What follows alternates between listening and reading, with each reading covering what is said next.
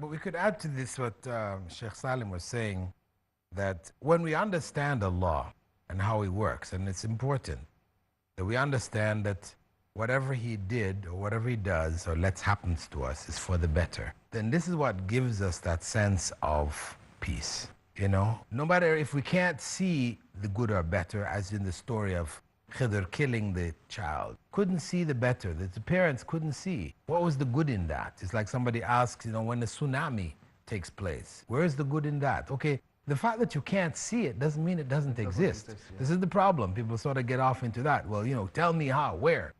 So we have to understand our own limitations. Just as a child who, for example, goes to the doctor, he gets treated. Of course, before going to the doctor, we encourage the child. The doctor's a good man. He's going to do good things for you. But then the doctor sticks a needle in the child's arm. Oh, child is screaming, bad. This is a bad man. He said he was good. And then to try and get him back to the doctor again, no matter what you tell him, you can't convince him. Because he can only see the harm that comes from the doctor. Exactly. But in reality, he can't see beyond. You as an adult can see, well, no, you're giving that harm to prevent a greater harm, a lesser harm to prevent a greater harm. And this is how Allah works. And we are like those children. We can't see the greater good. Sometimes we see it. Sometimes in this life, it does happen, like in the case of the boat. Yeah. When Al-Khidr, bored the hole in the boat, then those people will have seen right after the benefit of the hole in the boat. Right. So from that tyrant king. It would have been taken away. So they can, sometimes, this is the difference between the two stories. Sometimes in our life, we see it.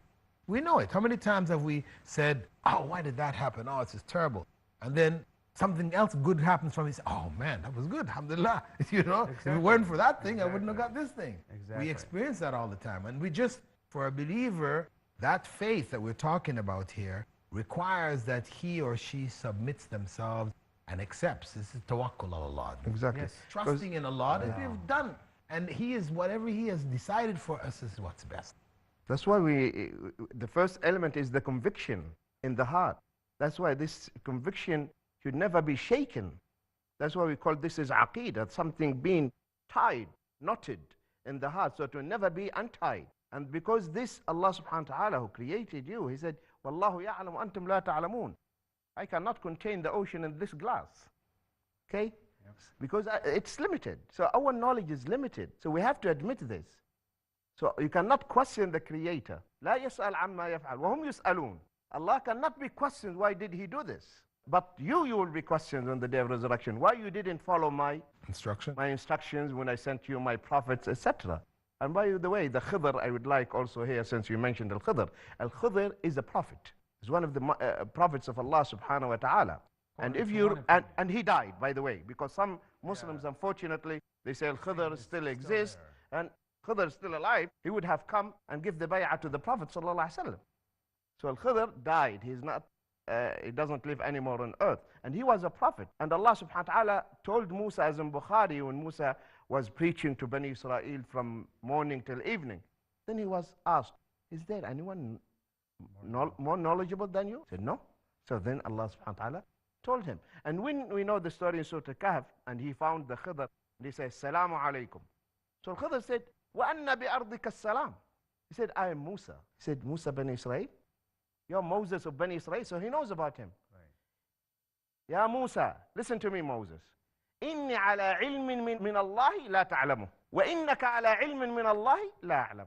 That means each one of us receives revelation. And when he killed the child, just now let us assume that we have now the Prophet ﷺ with us.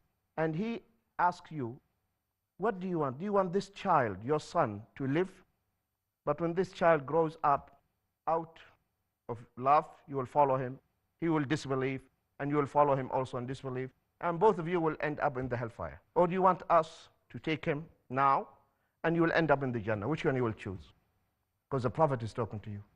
Definitely, he will say, take the child. Because you don't want to end up in the blazing fire. So the mercy of Allah here, for the parents, because He knows that they would end up in the blazing fire because of their love for this child, then for them it is better to take the child right now so they can be saved. Well, these are some lessons that we are taking from the story of Musa alayhi salam along with his young boy, a servant, Yusha ibn Nun. And it's interesting that this story is following. Actually, I just brought that example. I didn't want to go and elaborate more on these stories, but they are telling us. You know, the verse that you quoted earlier, Sheikh Salim, talked about وَاللَّهُ يَعْلَمُ وَأَنْتُمْ لَا تَعْلَمُونَ. In the beginning of the verse, Allah says, you know, in وَعَسَىٰ أَن تَكْرَهُ شَيْئًا وَهُوَ خَيْرٌ لَكُمْ وَعَسَىٰ أَن تُحِبُّوا شَيْئًا وَهُوَ شَرٌ لَكُمْ. You see, you may love something that is bad for you, and you may dislike something that is so good for you, because Allah has the knowledge and you don't have it. You see, that if we start from that in the belief, it is so important.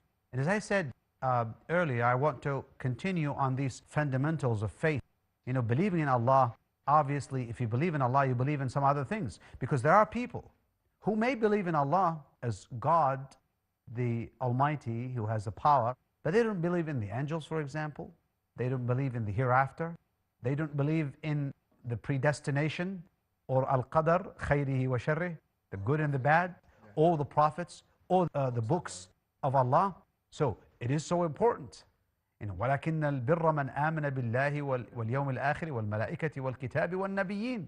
You know, if you believe in all these 6 articles of faith, believing in Allah, in His angels, in His books, in His prophets, in the hereafter, and in al-qadar, or predestination, the good and the bad aspect of it, you'll be saved, because these are important pillars. Without this, no one would be a true believer. So it begins with Allah, and it will continue believing in all of these things. You know, interestingly enough, if someone believes, for example, in the hereafter, that there's a second life after this life, this person will be so aware of what he or she does in this life. They will be watching what they will be doing is good or not, because they will be held accountable for it on the Day of Judgment. Because if you believe in the Day of Judgment, you believe in the scale of the good deeds and the bad deeds. You believe in the sirat, this walk or bridge over hellfire, that you're going to come to that, and if you are saved, you'll cross it to paradise, because everyone will have to pass through that. وَإِن مِّنكُمْ إِلَّا وَارِدُهَا كَانَ عَلَى رَبِّكَ حَتْمًا مَقْضِيًّا. Everyone will have to go over hellfire, whether in no time like that, with a glimpse, glimpse of an eye, yeah. or it will be just going fast, or walking, or even crawling, or whatever you might do. Some who are not helped by their good deeds will fall into hellfire. Now, these all are parts of the belief in the hereafter. So believing in Allah does not stop there. It entails so many things that we need to believe in. Now, if you believe in the messengers of Allah, we believe in all the earlier messengers, that they brought the same message. And we believe in the Prophet Muhammad, peace be upon him, because all the previous messengers are his brothers. Just like he said, well, people were looking at this beautiful building with all its nice walls, and there was only one brick missing. And people kept saying, well, if this brick would be put in there, it would be a complete and perfect building, and I am that brick. So he came to continue the earlier messages and to complete the building of Islam, as every prophet and messenger submitted to the will of Allah. How nice that would be. From the beginning of time till the end, there's this consistency, and there's this line of prophets and messenger who came with the same message, preaching the same thing, asking people to single Allah subhanahu wa ta'ala and worship, and to not associate partners with Him, and to obey His commandments, stay away from His forbiddings. These are things that will keep a person very safe and very happy. And then he will start feeling the sweetness.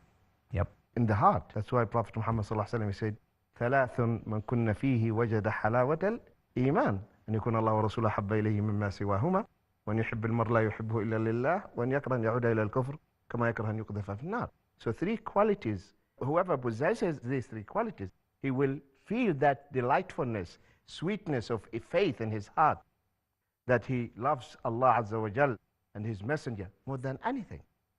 And he loves the believer for the sake of Allah only.